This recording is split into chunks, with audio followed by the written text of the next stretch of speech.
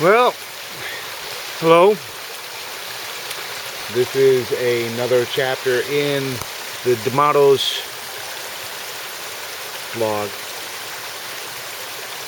It's very first week of August, and our crabapple trees are very prolific in creating lots and lots of crab apples, and we do plan on making some crabapple jelly and some crabapple sauce.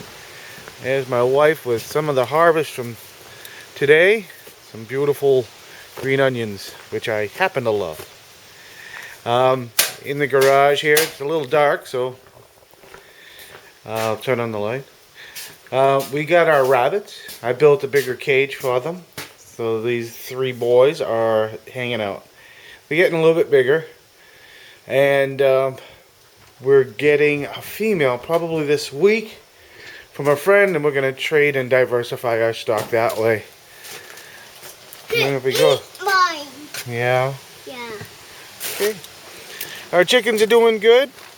Yeah. We have a total of 10. I'm going to be picking up probably 6 more today. A friend of ours is handing off 6 of his. He's got 12 young'uns that are just about good age to lay in, and so he's ready to move his older herd on.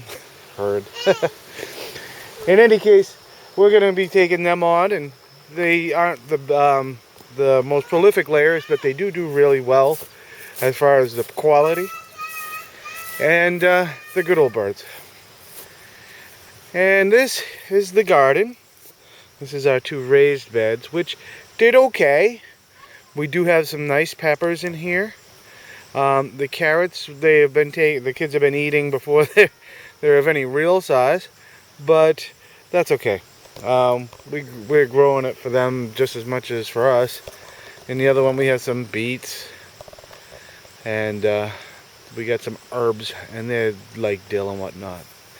This has been amazing. The tomatoes, which we've actually picked a few. They have been, they're loaded. They're absolutely loaded. We're very happy with that. And with our 50 plants that we have, we should have plenty to eat during the ripening season, and then after that's done, we should have plenty to can. Big spaghetti sauce maker. Cucumbers.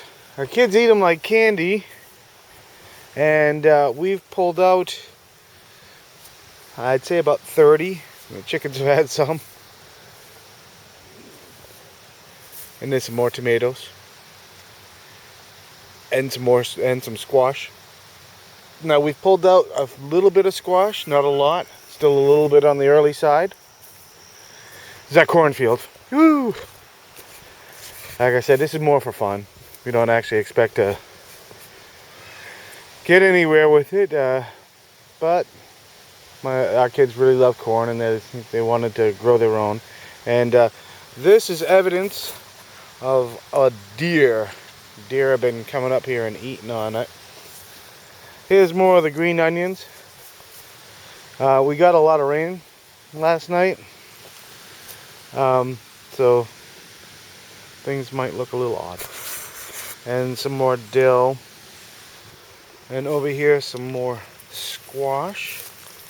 You can see some of the fruits are starting to get pretty decent there. Pretty happy with that.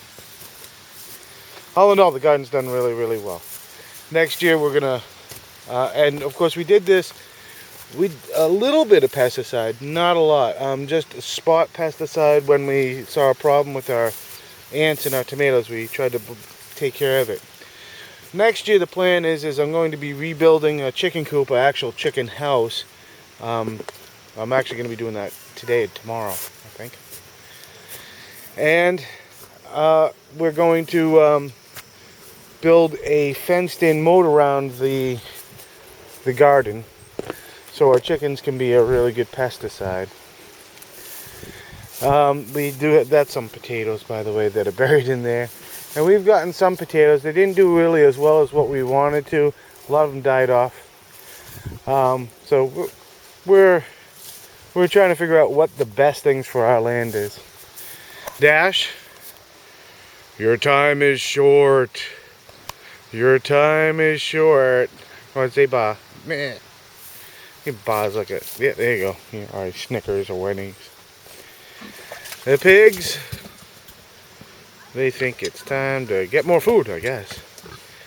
We built in a flooring because they were really tearing up the yard, and it was really not very pleasant at all. They aren't pleasant animals, to be honest. And but they are huge. They're getting really good sized, and September is around the corner. And with the colder weather comes great time to hang. Hang them up, slaughter them, and put them in the freezer. So this is where we're at with things overall. And these here, these pallets, I got pallets with some pretty good plywood on them. Anywhere from a ½ inch thick to an inch thick plywood on them. They're going to be the floor to the chicken coop, and these pallets are going to become the walls. And then I have some siding from our home that's going to go around the outside, make it nice and pretty, make it nice for the chickens not to get too much wind and cold during the winter. We're building it, you know, 3 of these pallets, which are 45 inches wide, and then 2 deep. Figure we're going to be able to hold 36 chickens in that house, and we're going to linoleum the floor, also with scrap. And this is the evident work of somebody who really needs to get going on chopping up some firewood. I still need to get probably need to get another 4 cord, and I got about 6 weeks to do it. And yes, say hi, honey. Say hi.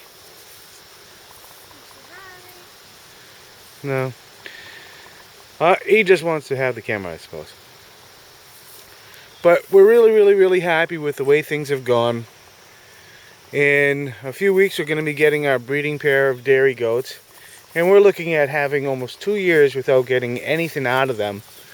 But we think that once we've gotten to that point, that we will be able to get enough dairy the first year to, you know, just give us a little bit of stuff. We just want cheese and some butter, and maybe cook with it.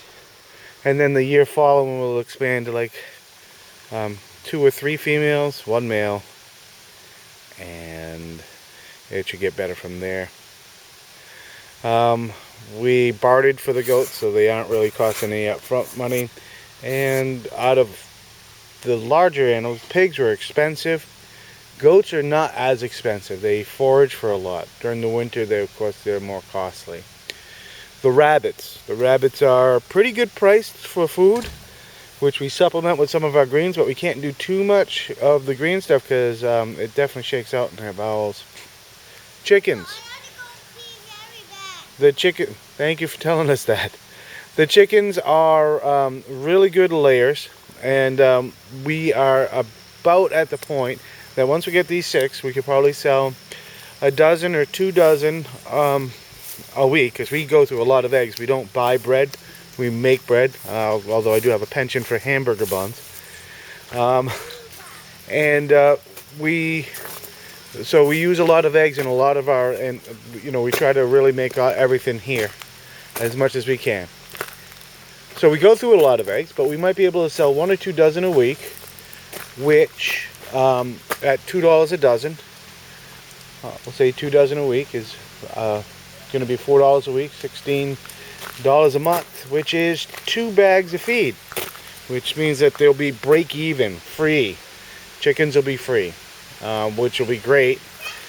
Plus we'll be taking in that we get about 10 eggs now. I'm assuming with 6 other chickens we'll get 4 eggs, or about average out 4 eggs a day, so that'll be 14 eggs a day, which is pretty good. Hey, Sabian, can you come over here, honey? With 14 eggs a day, that's pretty good thing. We all have a good time eating them, that's for sure. Kids love going to get them. Yep, there's a car coming. Anyway, so this is the end of that chapter. I kind of like doing the video thing because you get to actually see hands-on with what we got. And everything ain't perfect. We certainly are struggling with some things, and we're doing really well with others.